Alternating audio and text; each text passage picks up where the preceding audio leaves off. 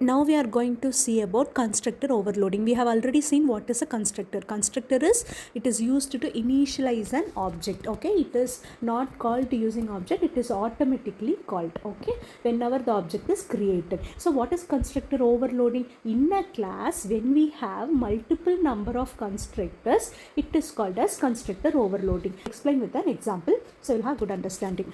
First, our program is to find the area of square, rectangle and circle. So what is the area of square formula? Side into side. So we need only one parameter, side. Okay. What is a rectangle? L into B. So we need two parameter, length and breadth. Okay. Next, circle. What is that thing? Pi r square. That is r, radius. We need only one parameter, radius. Okay. Here if you notice, we have two constructor with only one parameter, correct? But see here, the data type of those are different. This is int and this is double. That is acceptable, but int side and int radius is not acceptable. So either the number of arguments the constructor has should be different, or the data type of the variable which we pass to the constructor should be different. That's all. Okay, so I'll explain the main function.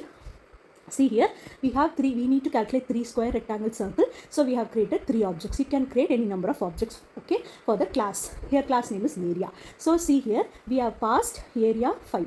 First thing is area equal to new area of 5. On seeing this, the compiler will search for the constructor definition with only one parameter, that is of integer data type. Where it is?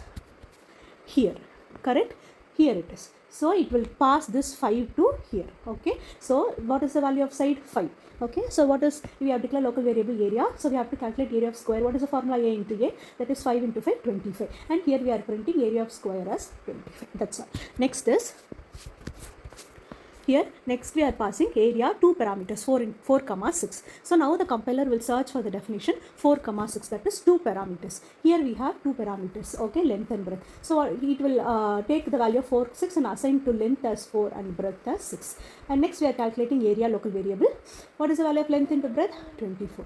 So 24 is printed, okay. And at last, it will search for the 3.5, that is float, double, okay, because point number, so it is a double number. So it will search for the argument or constructor which has this double parameter. So here it is double radius, and it will pass 3.5 to radius.